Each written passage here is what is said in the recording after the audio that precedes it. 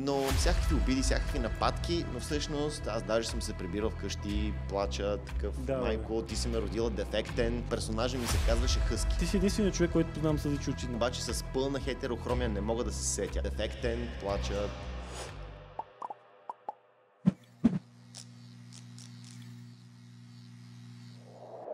Добре, а ти като така да ни кажеш малко да започнем от по-ранна възраст, защото ако не знаят нашите зрители, по принцип най-вероятно се вижда на камерата, но ти имаш така интересна черта от физиката ти, която доста така хора... Първо, че е много здрав, но и различните очи, защото много малко хора... Аз не познавам, ти си единственият човек, който познавам с различни очи. Не знам като бройка, примерно в България, дали се знае колко са или са като процентово много или малко, но ти познаваш ли друг? Не, всъщност познавам, обаче с пълна хетерохромия не мога да се сетя. Имам един колега от академията, който е с частична, т.е. едното око леко има петънце вътре, но за пълна не мога да се сетя. Ти си пълна, в смисъл, те си абсолютно... 100%, когато едното око се отцветява пигмента в коренно различен цвят от другото, както е при мен зелено и кафяво, въпреки че понякога се мени и става примерно синкаво, да. То сега даже по-синкаво мисля. По-синкаво седи, може би, от различната светлина. Това е най-рядко. 100% хетерохромия. Когато е частична, примерно петънце или някои отвън са, примерно, по-светли, навътре стават по-тъмни, това също се води хетерохромия, но е по-често срещано.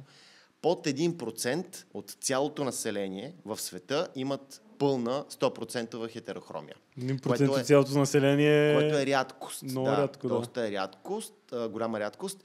Това всъщност, Жорка, води се мутация. Объркване на XY хромозомата при оплождането и става една мутация, пигмента се отцветява в друг цвят. Така че...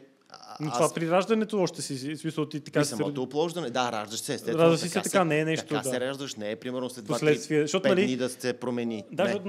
Даже като се родят бебетата, знам, защото като бяха малки, моите, и казаха, че даже след някакви месеци може да се смени цвета, може да се родят с един цвят и примерно да се примерно да станат по-светли или да станат някакъв друг. Не, друг. така съм се родил, с две различни очи. И да, всъщност беше доста интересно. В началото имаше подигравки, като бях в училище и така нататък. Не беше плюс. Това ми е мисълта. Това е много странно. Защо подигравки? Смисъл, това даже е готино. Да, обаче не си същия като другите, не си еднакъв, а си различен и започнаха да се държат грубо и да. Но всякакви обиди, всякакви нападки, но всъщност аз даже съм се прибирал вкъщи, плача, такъв, майко, ти си ме родила дефектен, аз съм, разбираш ли? Тя, не, ти си уникален, не си дефектен, такива някакви неща, но в последствие, там след бала някъде или около бала, започна да става като плюс. И жените почнаха да им харесва. Естественото е интересно и такова. Интересно, различно. Да има, но всъщност, като се замисля, и дори в киното един път ми е помогнало, мисля, за сериала на Влади Варгала "Шменти капели легендата", където участвах. И като бях на кастинг и той гледаше ме в очите, един монолог казвах тогава, от "Двоен крават за Адам и Ева", даже помня, драматичен монолог, му казах. И той такъв ме гледа, спираме и казва: "Пич, има нещо, вика, в тебе. Вика, има нещо интересно в тебе", и ме гледа в очите. Както и да е, после ме накара да разкажа виц, пък аз никой не се смя в студиото, беше много Викаш, не ти се е получил виц. Не се получи той един виц, къде го измислих за...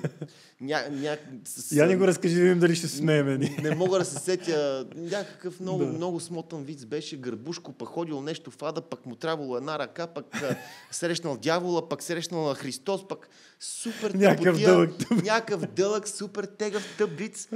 Не знам защо, от притеснение това ми дойде, трябва да си спомня какъв беше. И никой не се смя и той вика: да, окей, ще се обадиме. И аз казах: да, край. Смисъл и не се ти се обади? Не, обадиха ми се после. Защото си играл във филма, да. Играх точно това. Аз малко по-далече тръгнах, че играх във филма и персонажа ми се казваше Хъски. Заради двете различни очи. Аз съм гледал филма, но не мога да си спомня, нали, той е сериал беше. Шменти капели, сериал ли беше? Шменти капели, легендата. Легендата. Защото съм гледал филма, той сериал. Имаше сериал по TV7. Значи, една сериал, телевизия едно време. Да, TV7 не знам. TV7, да. Имаше сериал, 16 епизода. Да, беше много хубав, много интересен. Мен ми хареса филма, така че може би сериал. Влади Варгала, един от най-близките ми хора до сърцето. Много го обичам. Уникален. А вие там сте така станали приятели? Да. В смисъл, като едно семейство бяхме целият екип на сериала. Беше много хубаво. А това коя година? 2016-та? Не, 2013 и 2014. Защото това ми се случи паралелно с Непобедимите 3. Когато ми се обадиха да ми кажат, че ще участвам в Непобедимите 3, тогава... Чакай къде в Непобедимите 3? Аз виж как не знам. Аз съм го гледал филма. Да. Значи в Непобедимите 3 съм стендин на Келън Лътс. Участвах 2 месеца с него вътре, като част от екипа, който е всъщност зад камера. Но той е много странна тази позиция стендин, защото ти всъщност правиш това, което прави твоя актьор. Трябва да приличаш визуално на него. И като размери също да си около актьора. И съответно това, което той прави, ти правиш репетицията първоначално за камерата, за звука, за осветлението. Това означава да си негов стендин. И той като дойде, ти леко му показваш какво трябва да направи. И съответно той изиграва сцената. Всички големи актьори имат свои лични персонални стендини и така. Това не го бях чувал като позиция. Да, и тук имаше кастинг за стендин на Келън Лътс, на Силвестър Сталон, на Антонио Бандерас, на всички големи. И аз спечелих на Келън Лътс. Може би на Силвестър Сталон ти е липсвал леко. Да. Друг беше Слави Горанчовски, мисля, един колега.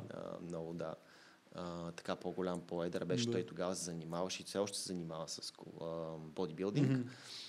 Всъщност тогава ми се обадиха и за двете неща почти едновременно. Беше 2013 година. Да, значи 2013. Аз тогава съм бил в Дания, може би затова съм го изпуснал.